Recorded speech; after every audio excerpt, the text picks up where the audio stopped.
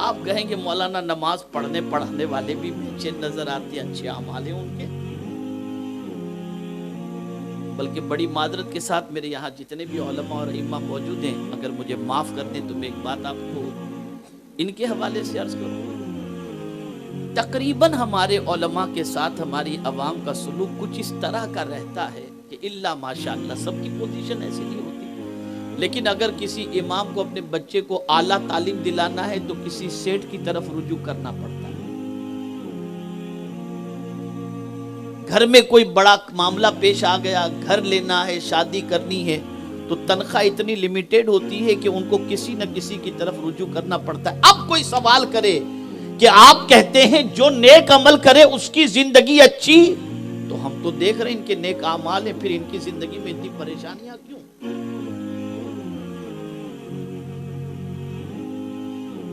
تو اے رسول اعظم صلی اللہ تعالی علیہ وسلم کے دیوانوں، ان کی زندگی تو اچھی ہی ہے کہ اعمال میں گزر رہی ہے، اچھے عمل میں گزر رہی ہے، نیک کام کرنے میں گزر رہی ہے، لیکن اچھے عمل کی تعریف محدثین اور مفسرین نے جو فرمائی وہ یہ ہے کہ اچھا عمل اسے کہتے ہیں جو اللہ کی رضا کے لیے ہوتا ہے۔ اسی لیے نیکی صرف اچھا عمل نہیں ہے کہ نیکی کے عوض کے اندر اچھی زندگی ملے، اچھی زندگی اللہ اسے عطا کرتا ہے جس کا معاملہ یہ ہو کہ وہ کام اللہ کی رضا کے لیے کر رہا ہو، تو اللہ تعالیٰ اس بندے کو اچھی زندگی عطا فرماتا ہے۔ الحمدللہ یہاں اس حوالے سے واضح کر دوں کہ بہت ساروں کو اللہ اچھے اعمال کا اجر دنیا میں دے دیتا ہے، اور بہت ساروں کے لیے اللہ اجر آخرت میں رکھ چھوڑتا ہے، انہیں قیامت میں اللہ عطا کرے گا، اور اس شان سے عطا کرے گا کہ کسی کی بخشش کا ذریعہ اللہ ان کو بنائے گا۔ اسی لیے علماء کو جنت کے دروازے پر روک دیا جائے گا، جانے نہیں دیا جائے گا۔ جب وہ عرض کریں گے مولا سب جا رہے ہمیں بھی جانے کی اجازت دے، تو میرا رب فرمائے گا نہیں، آج تم تنہا جنت میں نہیں جاؤ گے۔ دنیا میں اگر کسی نے تم کو وضو کے لیے پانی بھی لا کر دیا ہو نا، اور وہ اگر گناہ کی وجہ سے جہنمیوں کی لائن میں ہو، تو اس کو جہنمیوں کی لائن سے نکالو، ہاتھ پکڑو، لے کر جنت میں چلے جاؤ۔ تو ان کی پریشانی کو جو دور کرتا ہے تو اللہ تعالیٰ ان کے لیے آخرت میں ان کے ذریعے نجات کا سامان بنا دیا کرتا ہے۔ اب آئیے سمجھنے کی کوشش کریں، عمل صالح وہ ہے جو اللہ کی رضا کے لیے کیا جائے۔ آج کل سچویشن یہ ہے کہ مسلمان بہت سارے یہ کہتے ہیں کہ مولانا نیک کام کرتے ہیں تو پریشانیاں معاذ اللہ آتی ہیں، مصیبتیں آتی ہیں، جب غلط کرتے تھے تو کچھ بھی نہیں تھا، نیکی کرنا شروع کیا تو پریشانیاں، العیاذ باللہ۔ یہاں یہ بات ذہن میں رکھنے کی ہے کہ نیکیاں اپنے ساتھ پریشانی نہیں لاتی، ہماری سوچ بودی بن چکی ہے، اور وہ سوچ بودی کیا ہے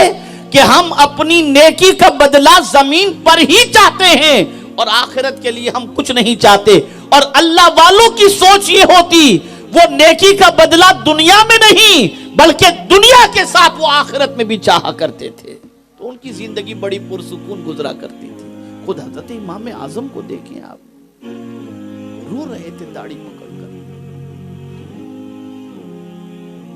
اور روتے ہوئے کہتے ہیں کیا دنیا کی یہ زندگی ہے جس نے الجھا کے رکھ دیا، اور اتنی نیکیاں کرنے کے باوجود بھی، کتنی نیکیاں کہ امام اعظم کا مزار شریف اس وقت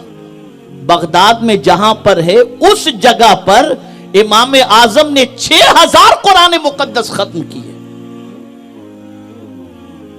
اور کئی سالوں تک امام اعظم پوری رات ستون کی طرح کھڑے رہتے ہوئے رات بھر انہوں نے عبادت میں گزاری۔ اب آپ سنیے وہ امام اعظم کیا فرماتے ہیں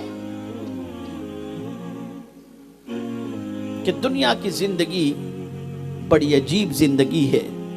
اور پھر یہ کہتے ہوئے ارشاد فرماتے ہیں